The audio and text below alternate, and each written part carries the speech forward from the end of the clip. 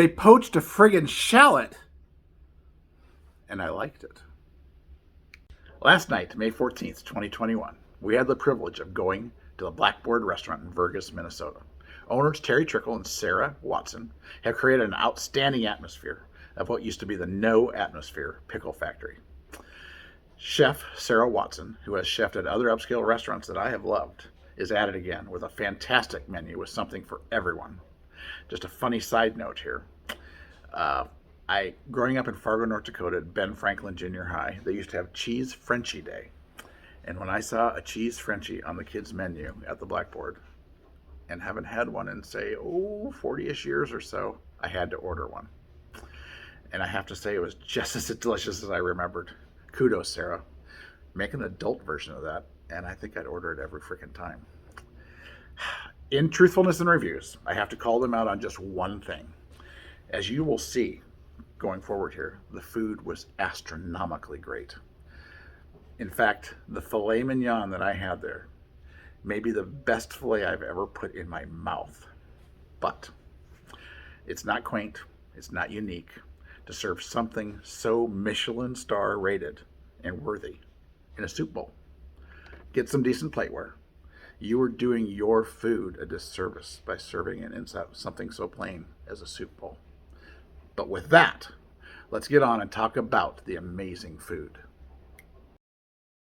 As you can see, they have made a great homey atmosphere with a fantastic outdoor dining area. It had just rained and it was a little chilly, so we ate inside. The drinks? Our go-to, vodka tonic, extra lime, was good and priced appropriately. The menu cards are classy and of course paper for a pandemic world. Our appetizer was the burrata plate, which is better than others that I have had. And here's why. The bread wasn't toasted so hard that it breaks a filling or tears your gums up. It was thin and toasted nicely and delicious. It was just great. Here's the guilty pleasure basket. Cheese Frenchie. Oh man, yum. Do not know if I will be able to not order one next time. Filet mignon with poached shallot on top. Roasted mushrooms and veggies, including asparagus, on top of roasted garlic mashed potatoes. All of this was drizzled with vanilla Cabernet butter. Man, I think I just had another mouthgasm.